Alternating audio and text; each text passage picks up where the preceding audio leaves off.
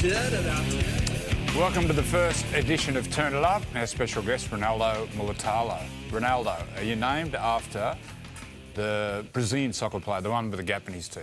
Brazilian. Don't have a gap in my tooth though, so I'm just happy about that. But yeah, How'd you go at school with a name like that? Nah, I actually hated it when I was a bit younger. Like, I didn't really think it was unique or anything. I was just like, oh, this is not a name that I like. So I used to make up some fake names and just be a different name for a couple of days. Oh, because I loved Israel Folau. My name used to be like Israel or Folau. Just choose which day I was at school. And growing up, you had a tough upbringing. Tell us about the struggles you had growing up. Yeah, no, obviously New Zealand born, Auckland, South Auckland to be exact, and born and raised in Otara. Yeah, mum and dad split at a young age as well, and that was a bit of a bumpy road for us. But yeah, it was pretty. Yeah, mum made do with what we had, and sometimes we'll sleep at her work with her just to sleep at her work, her job. She'll bring us into her job, do a night shift.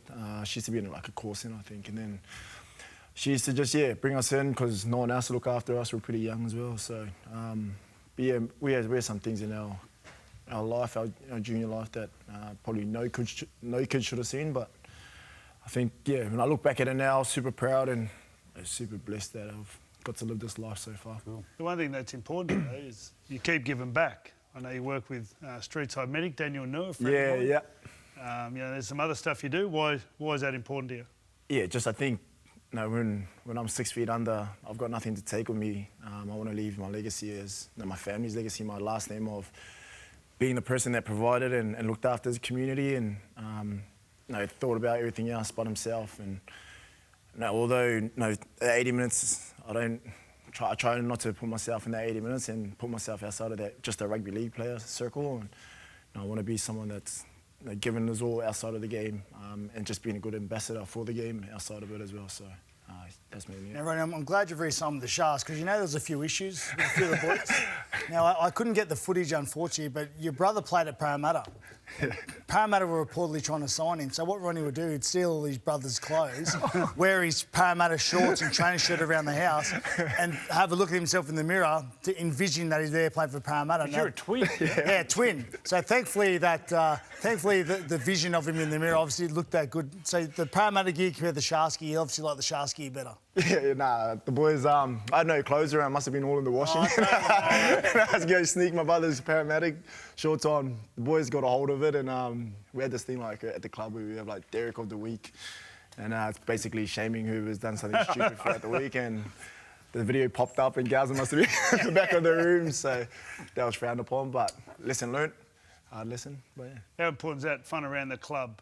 Yeah, it's good to build a culture, something that you come into work every day, you enjoy. Every day I wake up and walk through those gates, I drop my baggage there, and I just think about the club and what's important for that club at that time, and enjoying my time. And I feel like when I'm enjoying myself, you get the best out of me. So Craig's done an awesome job, and all the staff and players have done an awesome job to create that. What about the Showtime stuff we had on the footy show earlier? The music in the background was about Showtime. Where does that, how far do you push that? Does the coach talk to you about that? Yeah. And, is it important to control that? Yeah, no, obviously can carry on a fair bit, like, in the games, and I think it's, channeling my energy to be able to make it, or give our players energy, not take it away, and give the opposition energy against me. So allowing to put that in good spaces is something that I'm working on, and I think Craig's super grateful I got a coach that's willing to work with me on that and not just shovel me to the side and say, go learn it in cup somewhere, so happy about that. Getting back to your mum, she helps you negotiate contracts and actually takes your money and gives you an allowance. Yeah, mum's been a pillar for me in the space of financial spaces. Massive for us Pacific Islanders, we don't come from a lot, and so for me now it's, where can I put that in for my future and for the future of my kids and so she's investing your money? Yep. So I've got an accountant. Mum basically just oversees it. I've got access to all my accounts. I can see all my portfolio shares, my house loans, and and all that stuff. So I was pretty lucky. I had gals early in my career. I had Chatty Townsend. Hey, yeah, if you're going to talk about tight, he's the tightest of them all. Tight as a fish is this bloke. I'm still waiting for a coffee, There's mate. a difference between being tight and being smart, okay? Just be smart. You got both, mate. You are tight and you are smart. So, but yeah. Ronnie, what about that? Like, share something you do outside of football. I know you love helping the community out, but what's something people wouldn't know about you like doing outside of rugby league? Music, cafes, what do you like doing? Yeah, I love spending time with my dog. I got a little dog, Kobe. I got no kids. What sort of dog? A little Groodle. So What's that? It's a little fluffy thing. It's all over his Instagram. That's where I was going with It's this. so funny, like you see this dark-skinned coloured boy walking with a little poodle. I'm like, just big. I thought you'd have a pit bull or something. All the boys. And he's coloured it. That's all. Oh, almost lost one. Gal's just got back. He's having flashbacks to Vegas. Yeah, Vegas. So how's the dog going? All good? Nah, good. Love him. Like, honestly, feels like a little kid waking up, having some responsibility around my life. But yeah, and then gaming as well. So. Mate, can I take you back a couple of years to start of Origin? Yeah. I was the opposition coach at the time. Yeah, you got And me beauty, eh? You got called to start of Origin. Tell me what you recollect of that and how did it make you feel and all that stuff. Yeah, no, it was obviously probably a tough time in my career, probably the toughest I've had, to be honest with you. And, I came here at a young age, and Queensland and Ipswich gave me so much, and I felt like I owed. When I thought about the pinnacle of the sport, I think anyone can speak for it. It's Origin, that arena, that it's like a coliseum. You know, you go into war, and I love that. Like I was willing to give that, and I remember waking. I turned my phone off the night before, and I just went to bed. And I was like, I want to get rid of all the distractions. And I woke up that morning of game day, and they were just like, got a call from the head office, and they were like, "Oh, can you come up to a room and we need to discuss." So when I went up there, they were just like, "Oh, we need all your forms from when you were 12 years old, your passport," which I didn't have anyway. I had a new passport, and they wanted everything, the visas and all that, etc. So, and they said if you played the game and we deemed that you weren't eligible, you forfeit it if you guys win. So it was a no-brainer for me to sit myself out of the game. Do you know What happened? So what happened from your was, point of view? Well, I had no idea when Ronaldo came over initially. And then Queensland Rugby League actually put a thing out to say Ronaldo was in the team. And put a brief sort of description of how he came over and when he came over. And actually said in the description that when he came over, it was actually made him ineligible. Then it came to sort of the board in New South Wales, and everyone said, well, he's ineligible. And We gave you Greg. We gave you Israel. We gave you Israel. We're not giving you Ronaldo. Came out of that, if Queensland Rugby League didn't put something out to say when you come over, like no one was any the wiser, and I don't, it's not their fault either. And I'll say this about Ronnie, he's truly passionate about Queensland at the time. I know he's a Kiwi now, but we had, obviously I was the Blues for a long time, we had multiple discussions about, particularly as a kid just getting started, he used to give it to me about the Queenslanders. So he was extremely passionate about Queensland, and he really did want to play for him. So I do feel sorry he never got to play in that environment, but you're a Kiwi now, mate. What about, you said when you came down when you were young, you found it tough adjusting. Any young kids or Polynesian kids who are getting scouted from a Sydney club and getting homesick, what would your message be to them? I think really value who your circle is, and making sure you know who those people are that you can go to and talk to. I had some pretty strong figures in my life at that age when I came over, and it was my mum, it was my ex-coach from Lee Addison from Ipswich as well, and I had like a good club as well that helped me. And when I told them I was homesick, they let me go home and have that time with my family. So I think having that support around me was pretty important, and I'm a big advocate for it now. Like in the RLPA conferences and stuff like that, I'm pretty outspoken about our young Pasifika kids coming from away from home. Like I came into this house where I didn't know I could have my own room and my own TV and my own bed to myself. So that was a whole new thing for me. So how about your mum? How's your mum treat you post game? Does she give it to you and tell you you've done this right, that wrong, or is she totally supportive? Yeah, she's a tough critic. My mum, when I carry on like a Derek, sometimes she's into me straight away, so she doesn't let that slide. But Those are all the Dereks.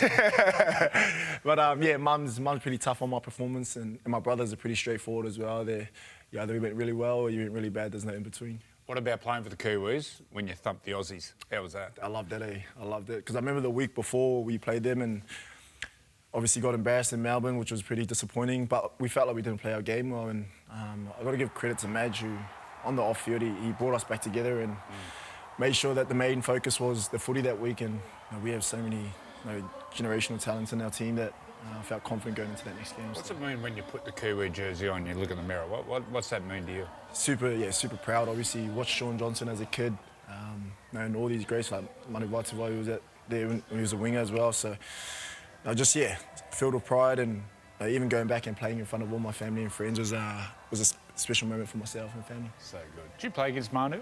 Nah, I didn't get the chance to. Thank God I didn't. Were you lucky? I'm not too keen on tackling him, so I'm happy I got to miss him. Do you reckon you win the comp this year? Super, yeah. I reckon, excited to get into it. Obviously, earlier on in this time of the year, everyone thinks they're pretty good and they got their chances. So I'm confident we can, but there's a lot of footy to be played, and I don't want to blow the trumpet too early. What was the chat like after Vegas then? Because that was considered a pretty big stage. Yeah. I haven't looked back to last year and you think Brisbane got beat, South got beat. They both went on and failed during the year. Yeah. Talking about Cronulla haven't stepped up in those big games at the moment. What was it like after the game? What was the coach like? What were the players like in the dressing sheds at Vegas? Yeah, it was probably super disappointing for not only ourselves but the coach as well. And like I said before, it's like letting down your father, and you could tell it hurt everyone a bit more. But that's what's good about footy. You get another week and have a crack at it, and I think we're really looking forward to getting into it. I think in those big games, like me being the Shark, I was there watching it. I think the Sharks blew that game, and I just think you've just got to get better at the big moments of executing the plays. When you say they blew it, how did they? Well, I think they had 2 tries. They lost by a try, I think, by 6 or 8 points. They had 2 try-scoring opportunities, probably 3 actually. There was a part where Trindle could have passed out the back, would have had a 3-on-1. The 2 centres bombed 2 tries. One was at the back end of the game when the game's on the line. So I mean, I think if you execute 1 or 2 of them, all of a sudden you're winning. You're beating the 4-time premiers, and the talk about can they win big games isn't there at the moment. Everyone's positive, everyone's happy. So, look, obviously I'm a Shark and I'm backing the Sharks and I'm on their side. But I think that they've played a few big games over the years. They won a semi-final last year. They were beaten by Penrith, don't forget, who won the premiership too. So it's not like they were beaten by someone who just beat them in a big game. They played Penrith again in round 1 of the competition. I think in those big moments, you execute 1 or 2 more of them, I think you would start winning those big ones. Yeah, definitely. Even silly crap, like we spoke about before. Your penalty. My penalty. So, things like that. But, whether I think, like I said before, whether I think it was right or wrong, but at the end of the day, the refs got the whistle and I don't. So, getting that right would be nice and something I'd like to have back. It's interesting, though, and that someone else got penalised for doing something similar. I forget which game. I think it was the Canterbury-St George game where someone came in and, unnecessarily approached the ruck when they didn't need to. So it's, I think that's a message to everyone. I thought the refs did a at least there's great job consistency. there. I'm happy with that. Like when I watched it, I saw it, I was like, oh well, at least they've been consistent with it, and I just don't feel like it's just me. So well, back in the day when we played, if the winger came in and did that, no, it's gone. Get back to your wing. That's what I was thinking. I was like, back in the day, I feel like I would have got some punches to the head. What about Fitzy? You said Fitzy's calm. Yeah. Does he ever lose it? Does he ever give you some massive spray? He's probably once or twice in a blue moon. It's not in his nature, I think, for him to do it. But he is an honest man, and he's pretty firm, isn't he? He's pretty firm, He doesn't. I think he does it. I think he does it more individually. Yeah. I don't think he misses. If he wants to give it to you, he doesn't have to rant and rave and carry on, but he doesn't miss. Yeah, if you get in the door closed and after you walk into his office, and you just know it's dramas. So. Just start crying. Toby sat in a few of those, so I'll let Toby enjoy that. Well, thanks for your time, mate. Toby Rudolph has unfollowed you all on social media because he didn't get you. Yeah, well, he unfollowed everyone because he didn't want to see us all in Vegas, and then when we got back, followed us back again. So I said, he's hilarious. We're going to get Toby on here. Hello, welcome to Turn It Up. And we have a special guest today. Now, do I call you Anthony Field or are you the Blue Wiggle? Which one? Whatever you like, Joey. I'll do that. The Blue Wiggle, Anthony Field. OG. The OG. How did it all start? You were in the band called the Cockroaches, which had a lot of success. Whose idea was it to start a kids' band? No, well, what happened to the Cockies were going real well, but then Paul, there's a bit tragic story, but Paul lost his baby to cot death. Paul, the singer of the Cockies, and it sort of became not much fun being on the road anymore. It was like sort of.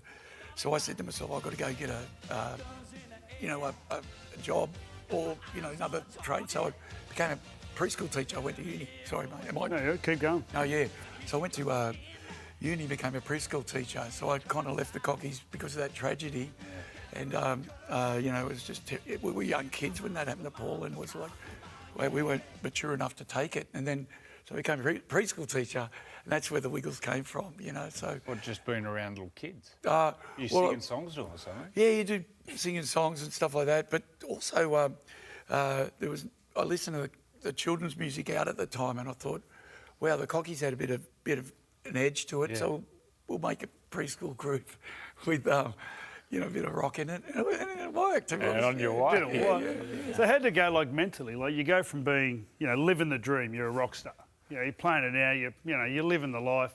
Then all of a sudden, next time you see yourself on telly, you're actually sort of dancing around. The dance moves are a little bit different, and like to kids, like, what's it like from an ego point of view? How was that? Oh, it's totally different, Freddie. But the Cockies were going up and down the coast. In those days, you could play a pub, and you didn't even have to be signed by a record label. The live scene was so good. We'd be playing with Hoodoo Gurus, In Excess, Radio Birdman. All these guys are playing around the place. We'd be going up and down. It was, we were living the life, and going back to uni and being a teacher was probably the exact opposite, but it was good, man. Yeah, it's still great. You not only had the responsibility of performing, but you had the responsibility of the production aspect of it as well, like you're nearly the captain coach of the team. Like, how did you handle that? Well, you know, I had a bit of experience from the Cockies. So in the Cockies, we had a bit of success, right? And what happened is we had this big, you know, couple of top 10 hits, and Johnny, the songwriter, my brother, I remember he got a royalty check for like 80 grand, and all of us got like about $100. But we loved Johnny. It was not, this is not, so when the Wiggles started, I said, guys, to stop we're going to make whoever writes the song great, but the four of us get the royalties. Everyone gets the royalties. Wow. That was the best decision ever. So it just took there was no, not that those guys would ever do it anyway, but yeah, that was one of the things that I learnt from the Cockies. Yeah. Do you mind me asking a number? What the Wiggles has generated over all that time? Is there a figure? Oh, if you don't mind me asking. Yeah, no, and I honestly wouldn't know. I wouldn't know, mate. Are we in the hundreds of millions? Oh, probably, yeah. Cool but yeah, it's been amazing. But it's been amazing, mate. Yeah. So what was it like? Because the original Wiggles stayed together for so long. Yeah. And all of a sudden, and I suppose as we grew, we watched it less because our kids all watched it. Yeah. But what's it been like, sort of bringing people into the Wiggles, and how do you choose colours and all? You know, like, because it's a life. Mate, you know, with a footy sort of analogy, I reckon some of our teams have been better than other teams. Yeah. And at the moment, we've got a team that everybody's supporting each other. We've got all different, you know, talents, and I'm loving it at the moment. There have been times on the road when things were hard with, you know, different members and things like that, but we're adults, you know. So, but lately it's been great. You're a Mad Tigers fan, West Tigers. Now, Api Coruscant and Jerome Luai, they've come on board with us. Yeah, to do a song. Yeah. What we thought we'd do a song that.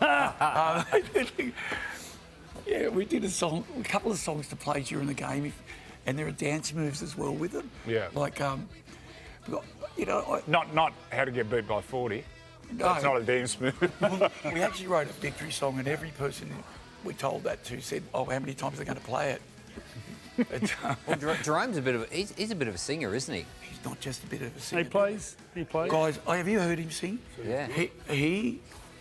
I'm gonna produce him if he lets me, because he could be a worldwide star. He's got a voice that's. He's Fijian, isn't he? So they're known to have fairly good voices. Api or Jerome? Jerome. No. Jerome. Api was there too, but yeah. Because a lot of the Polynesian boys grow up singing in church. Yeah. That's probably where he's learned how. That's right. But he's not only knows how to sing, he's got the voice, a God's gift voice. Wow, man. Yeah, he's incredible. I know you did a thing there with Cookie, Tommy, and AJ. Out of those three boys, who was the star? I could just see Tom Burgess being so. Yeah, he's got the. No, I don't want to say it because they're watching, but Tom. Cookie looks good as an elf. That's his perfect job. He was great. Look at Tommy. AJ was great too. No, AJ was really good too. They were all really good. Look at them. We did that about 10 years earlier with a couple of other South boys. We had Rocket Reddy's son. Joel Reddy. Joel Reddy. Yeah. And I can't remember who. But anyway, Lottie. Lottie came out. What about celebrity fans? One in particular, Robert De Niro, absolutely loves the Wiggles. And I think we got a clip of him. They asked him a question on the red carpet recently about, do you watch much TV? And it's, the joys of TV. Here it is. Life changed and your view and habits changed. How have your view and habits changed when you became... Sure, I watch the Wiggles, Miss Rachel, Blippi, and there'll be more to come, God knows. Backstage, didn't he? Yeah, he did. It was a very... So he was doing a fanboy to the Wiggles. Oh, he did. And what was funny about it, we're playing Madison Square Garden and we get a phone call. Our manager gets a phone call. Guys, can you hold the show 15 minutes? Bobby's late. we will, you know what? Oh, that's red hot. I just went, yeah, let's hold it. But we didn't. But we got on. And after the show, we met Bobby. And he, what was incredible at the Union in America, in New York, at Madison Square Garden, we were about to take a photo with him. And this is before the mobile phones and all that. And the lighting guy came over from Madison Square and said, if you take a photo, that's $15,000, which we should have paid looking back, because we have to light it. So we never got a photo with Robert De Niro actually with him, but he came backstage, it was crazy.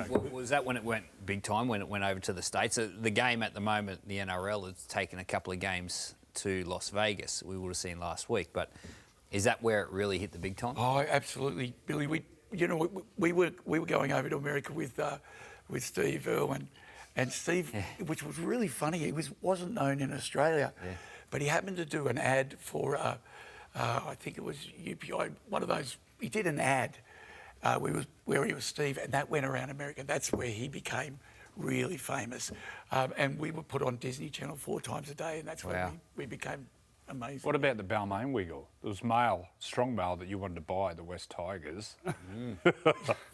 Tell the story. Well, the back story is it was at the time when the Tigers were really struggling and things. No, I'm still riding high on 2005, but it was just getting really depressing. And I at Bella Vista Hotel, I was watching Benny and Blocker, and they were doing one of those speeches where you talk to everyone. And they all said, "Oh, come up and talk." And Benny goes, "Oh, would you buy the Tigers if you could?" And at the time, things were looking bad. And I went, "Look, if I won the Italian lottery, I'd buy the Tigers tomorrow." Right? I did say that. And the next day, it was the Telegraph. I bought the Tigers. So you won the Italian. And now I wouldn't have said it now because I think they're feeling great. Richo's rocking it, and it just feels like a bit of... Is there a frustrated rugby league player inside you? What would you give to play for the Tigers? Oh, yeah, I would have given any. I loved rugby league. I grew up in Laylaw Park and I played for St Bernadettes. And they were the days, and Mum and Dad used to take us to... We used to watch Eric Sims play and all the guys out at Penrith Park, and it was great, mate. What position were you? I was a lock. Yeah, okay. Yeah. Which... Tackle machine. I made a big mistake years ago. They were doing a promotion for Live Your Dream, and I said, well, my dream would be to be a West Tiger, and they put Benji in the big red car with Brett Hodgson, and I think Liam Fulton. And they were doing wheelies and all that, and they said, well, if you want to be Tiger, would you let Benji tackle you? And I did, and I did 2 ribs. That must be bad because Benji's not known for his tackle. You've got dodgy shoulders. First tackle, but Benji. There's the reality. You guys... Only joking, Benji. Who's your top 2 or 3 players that you used to love watching throughout your whole life? When I was I used to love Artie Beetson, doing all the cut sleeves and all that. When he was with Balmain. With the West Tigers, I really did love Robbie Farah, and I still think he gave everything, you know. And Benji and Scott Prince, that's 4. But Scott Prince, I think, was the unknown. Well, he's not unknown, but there was a lot of. It was all Benji, but it really, when Scott went. Well, he played between Robbie and Benji. Yeah, there you go. That would have been difficult, actually, playing what between would have? Because they were only kids. They were really young. They're both very dominant players. He was a bit more experienced. Yeah. What about touring? Is the tour coming up for the Wiggles? Yeah, I'm going to say unfortunately, but we were going for 3 months, which is a bit unfortunate for someone my age, but I'm going. We're going to England and America. And before that, we're going with UNICEF to Timor, which will be great. Just for 3 days. So South of France? You're going to the south of France? Do you know about where we ran into? He brought you undone, didn't he? Mount Druitt Freddie. Oh, he did all right, don't worry. He did all right. He was incredible. Well, I was walking with my nephew, Luke. We were over there to sell television at Cannes. And I said to Luke, oh, that guy there looks like a French Freddie Fiddler. It was. Because he's sitting back and he had the big sunglasses. But Freddie, we had a week of incredible fun. And you had some fun? Incredible. And he was bonding with his son. It was so good to see, mate. Yeah. So good. Well, I know you're off to Combank this afternoon. What are you expecting? I'm so worried about it. We lost last week, and every Tigers fan we're never confident, but we've got a good team. But they'll be right. Well, thanks for coming on, and good luck today. You see the depression roll in. Mate, I reckon it's going to be a cracking game. I think and you'll see it live on 3 on 9. So thanks for coming in. And good to see someone who loves footy so much. Love it, mate. Legend. We have one of the great characters of any era, James Maloney. Maybe send the kids outside if you don't want to listen to Paul. Now, Jimmy, you had 5 NRL clubs and you played in France. So each club you had a shelf life for 2 or 3 years. Yep. Why was that? Did you drive everyone mad? Mate, possibly, but I think I would have went mad myself. Like I liked the challenge of mad or madder. Hey, madder probably. I used to like the challenge of going to a new side with a slightly different style of football and working out how we could unlock their potential and that sort of thing. I don't think I could have ever been a player that stayed at the same place for 10 years and just... Not even for 13 million? Hey, for 13 million, I'd give it a crack anyway. Who was the biggest influence on your career? You obviously played under so many great coaches, but your old man played as well? Yep. Yeah, my old man, obviously early years, he coached me when I was a junior, really good country footballer.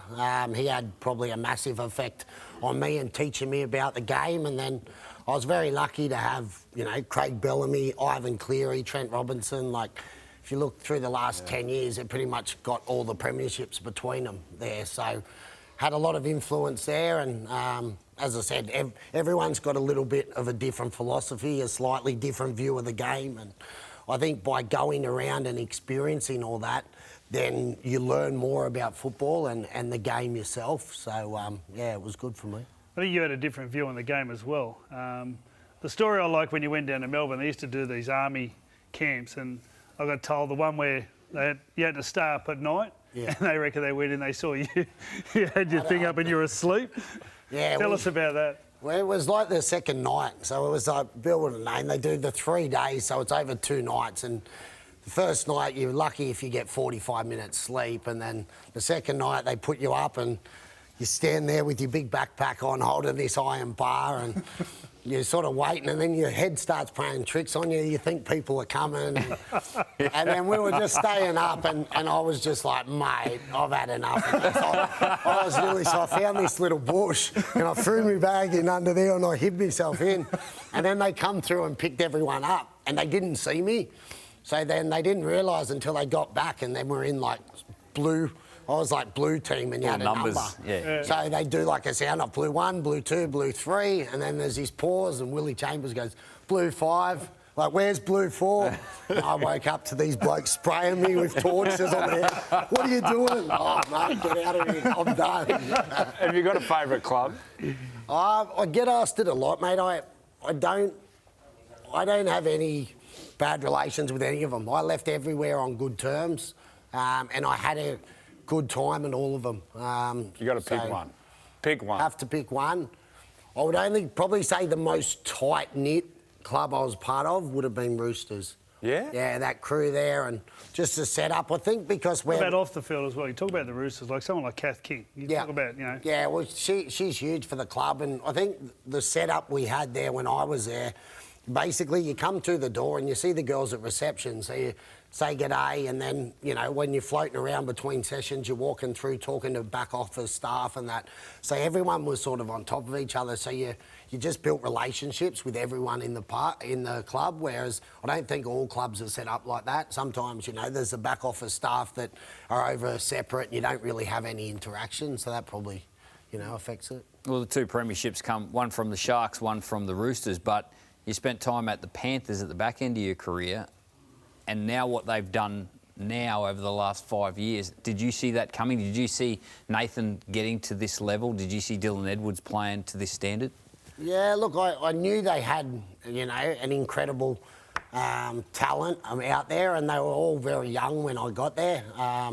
Whether I saw them winning 4 in a row, that's very hard. I don't think anyone could sort of predict anyone to do that, but yeah, I knew the talent was there, and I knew they had a good work ethic, and I think that's the most impressive thing than I see now. I was like, the fact that year after year, you know, they just go back about their work, and they must be so fit because they're the fittest side out there by a country mile, and I think that's where everyone sort of looks. You know, Penrith don't do anything that brilliant that, you know, no one else can do. The thing is, they nail it every time on their execution when it matters, but they do it because they're in position, they're fit, and they're ready to go. And that doesn't come easy, you know. You played Origin under Freddie, and we know you're a bit of a throwback, an old-fashioned footy player. You would have missed our bonding nights. But one bonding night, you wanted to kick on, and they said you can either go home. Is that right? Yeah. We were down at the Coogee Bay, and we were going there, and all the boys, I think it got to like 12 and that was closing, and we'd all started getting a bit of a taste for it, and we're like, let's go. And Brandy was like, no, you're either staying here or home, as in Crown Plaza that was down the road. And then the boys found the little loophole and went, there's home nightclub in it. So all the boys went, yeah, sweet, Brandy, we're going home. And then they all got in cabs and we went to home. Did you know? The next day, Brandy was cracking. He goes, oh, well played, boys. You found a loophole. I'm not sure, you know, you didn't get much credit because you had Nathan, a lot of these young blokes, but, you know, some of the things I was doing, you know, and the papers and the media were making different things out of whether it was taking their shoes off, but one of the biggest things was you know, because, you know, you just sort of jumped on and made a bit of a joke about it. But what was that period like, those couple of years in Origin, playing with those young blokes coming through? What was that like for you? Yeah, look, I loved it. You know, obviously you made a lot of changes and we had a really young group, so I sort of felt, you know, like I did when I got to Penrith, you know. I had sort of always steered away from leadership roles. I didn't sort of want it, and I went out to Penrith and everyone just starts sort of looking to you for information and for questions and talking. And I think that was the same, all these guys that were coming in playing their first series, what's it going to be like, what to expect, and, you know, their young energy, I think, makes you feel useful. And, you know, I think we had a really good system where we could, you know, feed boys early ball and move the ball and let guys run into space and do their thing. And, yeah, we had a couple of good years and ruined Billy's fairy tale send-off. So. He's had plenty. Yeah. Did you steer away from the leadership stuff because you liked the freedom of just playing footy? Because you had a great freedom to play the game. Yeah, I did, and I think it was just sort of... Like, I understood and I knew I wasn't the best trainer in the world or things like that, so I knew through the week that I wasn't necessarily the sort of do what I do, follow me, like in sort of that sort of person. So I like doing, you know, just doing me and looking after myself. And yeah, but I think towards the end, it's something that I really started to enjoy once I sort of couldn't get away from it. And then, you know, it was something that I took a bit of pride in. The one thing everyone talks about, especially when you were playing, was you had a memory like a fish, they reckon. Is that... Nemo. Like Nemo. So you could make an error and it wouldn't affect you. And you look at players these days, you know, some of them, they make an error and just ruin them for a month. Like, do you know what that is? I get asked a lot, and I don't. For me, I don't get it because to me it's the most logical way to think. You know, if I make an error and stuff something up, then it's done. I can't do anything about it. I can't get it back. It's happened. You know, move on. The only thing I can affect now is what happens going forward. So, you know, I always used to have the bit of an attitude. If, you know, I let him one try but set up three, then I still win. I'm in front.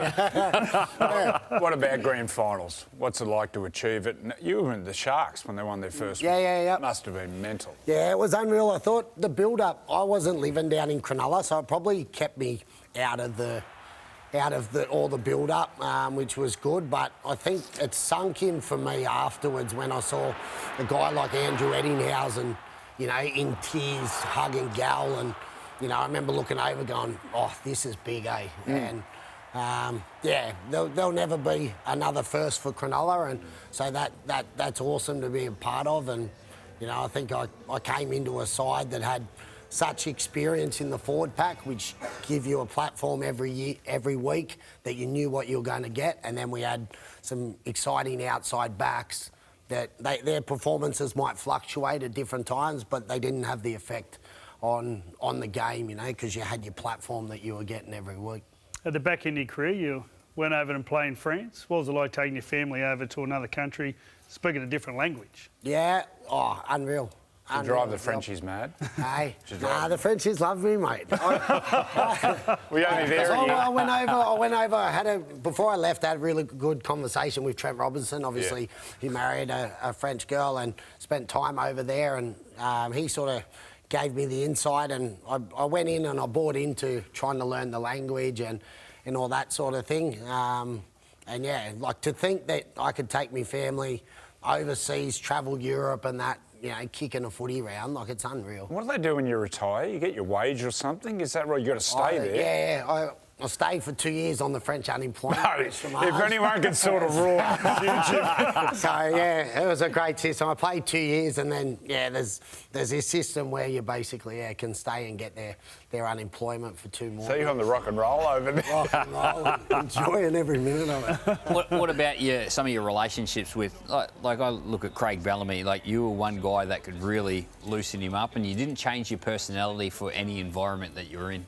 Yeah, look, I think Bellyache understood me as a player, and I think, you know, that's a lot of people talk about the good coaches and understanding different players, because if you're coaching, you've got 30 different personalities in a club that you can't sort of coach them all the same way. And I think very early on, Bellyache understood me, and I remember, you know, because I played a lot of reserve grade, so on our big sessions, if first grade new boys had a big game coming up, Bellyache would just sort of come out to me before the session, just tap me on the shoulder and go, Jimmy, I need you to be good today.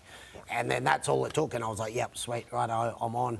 But then away from it, yeah, I used to love stirring him up as well and teeing him up, so it was good. What about the coaching? You're up at the Cowboys. How'd you find the coaching side of things? I enjoyed the coaching. I probably underestimated obviously how much is involved with it. Obviously in coaching these days there's so much video work and stuff like that, which, you know, I wasn't big on video when I played the game. But I learned a lot. Like I thought, you know, Toddy was really good for me, and Justin Morgan, their other assistant, they were obviously experienced coaches and they were really good for me. But I think now I'm not sure the full-time coaching is the way for me. I think, you know, different sort of things. I still enjoy coaching and I enjoy passing on knowledge and seeing guys perform better. But yeah, I think in a more, you know, little bits sort of scenario. What do you see in the Cowboys at the moment? They haven't had a win this year. Yeah, they're pretty unlucky against the Broncos, or they aimed up. What do you see? Yeah, to be fair, I haven't watched a whole lot of their games. Obviously, they've had a bit of a tough start. Like they've had Brisbane, Cronulla that are going to be, you know, those good sides. Obviously, I think their round one game they would have been disappointed with, but I'm sure they'll get there. They've got plenty of talent in their side. They always have. I think it's the nitty gritty and just rolling your sleeves up and staying in the grind, and that's the sort of struggle for them, that the bits that they need to improve on. What about best player you played with? You can only pick one. Cam Smith. Cam, yeah. Why? He was just miles in front in terms of reading the game. And I think there's not players like that in the game. And the way I sort of see it, you look at sort of the quality and how much halves are getting paid, because I don't think there's the halves that view the game and play the game and in plays ahead like they used to. I think Nathan's probably miles apart in sort of how he sees that game. Because they're too structured? Well, I think so. Because I feel like now, kids growing up, you put your kids in footy at under sixes or whatever, and the parent who coaches them is, whoever's got time, and so they're doing their best. But then I think you get to sort of 13 to 16 and you get these coaches that are coaching kids in this age group that are, watching NRL and, trying to get them to run these big sets and plays, but no one's teaching them that if there's two there and you got three, go have a crack because you've got an advantage. Yeah. They've just got a great vision, they've got a great understanding of what their football game needs to look like. Cameron, Nathan, and then they go and implement it. And they can change decisions without even communicating. Like Cameron, playing with Cameron, he would just not give the ball to that side of the field if he didn't think that's what the picture looked like. And he'd just kick early, he'd give it to you when needed. So, yeah, totally get that. The other thing I spotted with Cameron, I was behind him once at an Origin game and watching him work in defence as well. He's using that same knowledge in attack, just moving people in position. He just controlled. He was at the ruck a lot of the time, and he just controlled that ruck, the numbers, the people in what positions they need to be. He just did it all off instinct. It's the footy smarts, isn't it? It's the footy smarts, and everyone talks about, you're sort of, creating robots now where, everyone's just told what to do and they're not understanding and they're not sort of thinking for themselves. Well, thanks for coming in, Jimmy. Too easy, mate. Too good. And one of the great fellas you'd ever meet in Rugby League, Rod Wishart. Gerringong boy. Joey. Great to be here. Great to catch up with you guys too, so, yeah. We saw that try there playing for the Illawarra Steelers. Young kids at home would know before St George Illawarra there was a team out of Wollongong. Yes. How was that? You're a Gerringong boy representing where you grew up? Yeah, so as a kid growing up in Gerringong, that's all you did. So play for Gerringong, play rugby league. We grew up with Mick Cronin, who was playing for Parramatta. The Steelers weren't there back in those days, so he had to travel all the way out to Parramatta. So when I hit a grade, I had the opportunity to play for Illawarra, which is just up the road, and you still had the opportunity to still live in Gerringong, which is fantastic. Which is God's country. Yeah. And it's flying down there now, the rugby league in Gerringong. How many players in the NRL or NRL system? Population 4,000? About 4,000, and it's a bit of a hot spot at the moment. I reckon there's probably 7 or 8 guys that are playing NRL right now, and a couple on the fringe. So, but Gerringong's always had good footballers, and the South Coast, likewise, good breeding ground for rugby league players.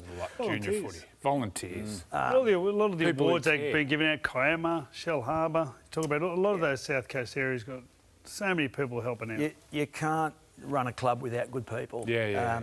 And I'll speak about Gerringong, and Mick Cronin is instrumental with the Gerringong Footy Club, but he'll say that it's not him, it's the people around him, it's the people that turn up and put in the hard yards. There's plenty of them at Gerringong, and it shows on the football field, and now we're getting results in NRL as well. One of those Gerringong products is your son, Tyron.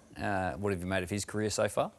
Yeah, he's going well. I'm proud of the way that where he is now and where he was probably 3 or 4 years ago. He's had some hurdles he needs to get over, some hoops to jump through, but he's stayed patient. He works really, really hard, and he joined the storm, and since then he's come on. Well, you can see the bull didn't jump the fence. He looks exactly like him. Yes, he does. But if you ask my wife, she reckons we're nothing alike. She reckons I'm a lot more attractive. Now you've got a daughter who's got a baby now to Ruben Garrick. So you not only got a son who's a footballer. Yeah. Was that a nightmare when your daughter came home with a footballer? Oh, no, not necessarily. No. Ruben's a top bloke. Grew up in Gerringong himself, and they've just had their Oh, our first grandchild, little girl, Elsie, and he only got probably 3 or 4 hours sleep last week and scored 4 tries. So I think he's a happy dad. Joey used to do that most of the times anyway. Yeah, that was every weekend. Well, he scored 28 points, so he goal kicked a lot. You're a goal kicker. Yeah. And I used to love your style. Oh, yeah, right. Like Ross Conlon. Ross Conlon had a style. Did you copy Ross Conlon? Actually, you know what? I did, because I thought, well, that might be something I need to, because he was a good goal kicker, and he was one of the first to sort of come around with the around the corner style back in those days. And I tried doing the Mick Cronin toe poke, but it just didn't work. So I thought, well, Ross Conlon's probably not a bad bloke to imitate. So I did that. But nowadays, it's such a bad action. You'd need to be... So if I had the time again, I'd cut that out. But Ruben has got a really good style. Like all the other kickers now, they do a lot of work with their kicking, and percentage rates weren't as good when I was playing, I can tell you. We were talking about the Ashes tours in previous segments. What's your memory of your time going over to England and touring with Australia? Yeah, and look, it's probably the best times of my life, playing rugby league. So we did the '94 Kangaroo Tour, and Freddie was there. So 10 weeks, close to a quarter of a year, we were over in, the UK and France, playing with some fantastic players and good blokes. Camaraderie was so good as well. Staying in Leeds, and as you see some of the footage, and it was just, you look back and think how privileged I was to play with those guys. And hopefully we can get some kangaroo tours again in the future. So Wish used to wear these high cap boots. I remember there was a game. There was a game where I knew this was going to come. There was a game where ET was slipping everywhere. It was a test match, and Bozo comes over and goes, "What are you doing, ET? Go and change your boots." Just got into him, and he goes, "Get Wishies, change with Wish." And he looked down and he goes, "Nah, they're ridiculous." The high tops. Why did you play those high tops? Yeah, there is something behind this, I know. So when I was a kid, I had really bad ankles, so late teens, and I just kept on turning my ankles, and so the medical people said, "Look, you should be wearing some boots with good support, strap them up." So I did it for a couple of years. Anyone would think, I'd been wearing all my life, with you guys, but did it for 2 or 3 years, but I didn't do my ankle again, so it was all good. After the Steelers, there was the merger between St George and Illawarra, and you were a part of that. How much of a change was that? Yeah, it was a big change, and two cultures bringing together. And Illawarra, we had a lot of local guys from the Wollongong South Coast, so we were all country boys. So you reckon there's a difference between city blokes and country blokes? 100%. Yeah. 100%. So when we joined together, I think the St George guys have found it hard to understand what we were saying. We were speaking a little bit slow, and they were going fast. We were slow down. So, but eventually we all worked in together, and it was the merge sort of worked, and it took some time, but we got there in the end, and it took a while for us to get a first win. But we finally got to the semis and obviously made a grand final. Was that your last game, the grand final? It was, yeah. What do you remember for that? I remember it was... I started on the bench, and we had our opportunities, and they were. Do you think you were home? Once at some stage, I thought, if we controlled the ball and we did everything right, but how momentum works. We lost it and we couldn't get it back, and there's a few.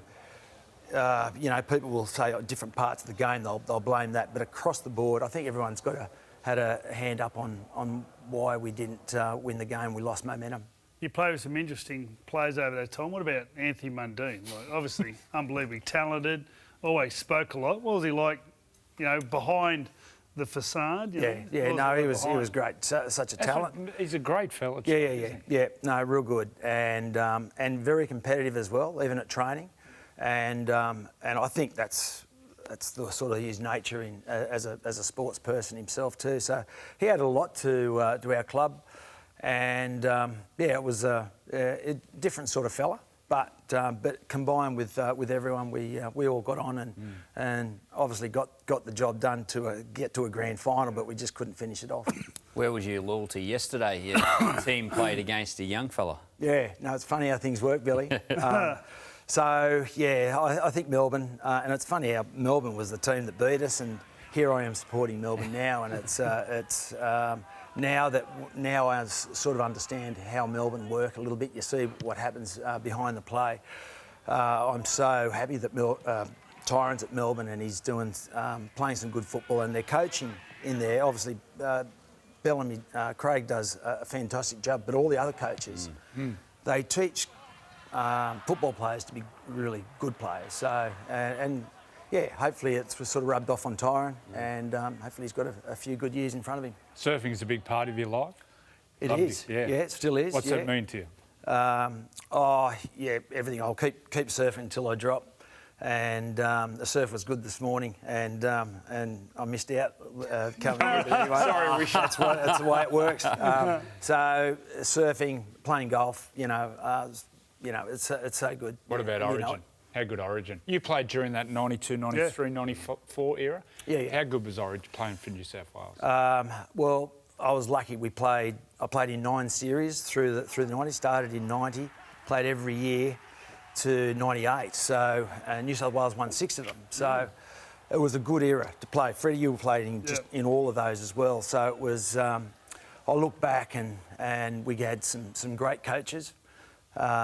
Big Jack Gibson was my first coach, and Timmy Sheens, Gus.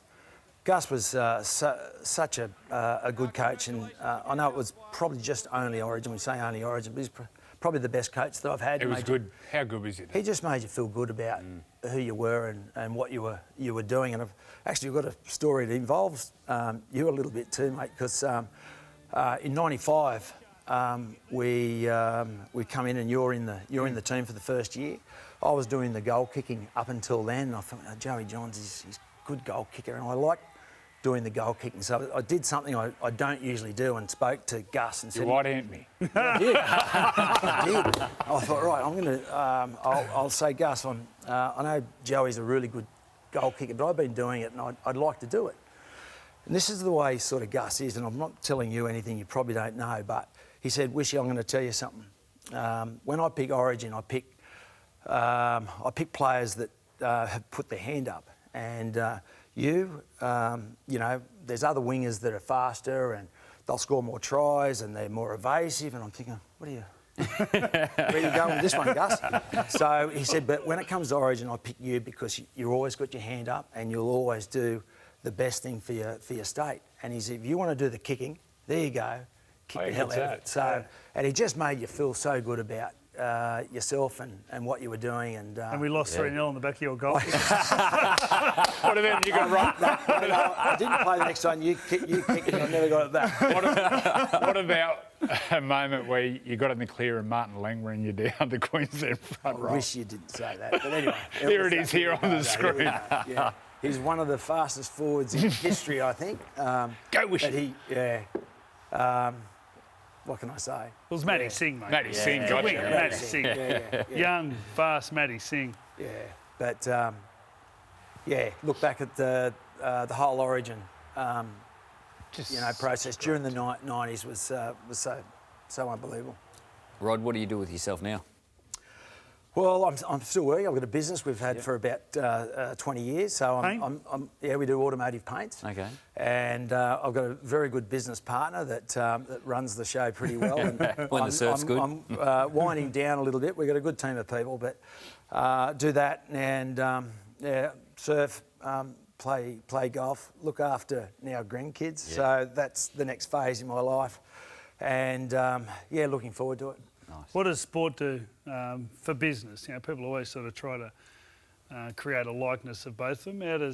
Was being a footballer, how to work in your business? Yeah, well, I think you can treat running a business like a sporting team, and for me, it was Rugby League. Everyone's got their positions. You should have some leaders in there that lead by example. But at the end of the day, when the going gets tough, you all work in together and grind yourself out. So we try and do that. We've got a great team of people, and and it's very, very similar.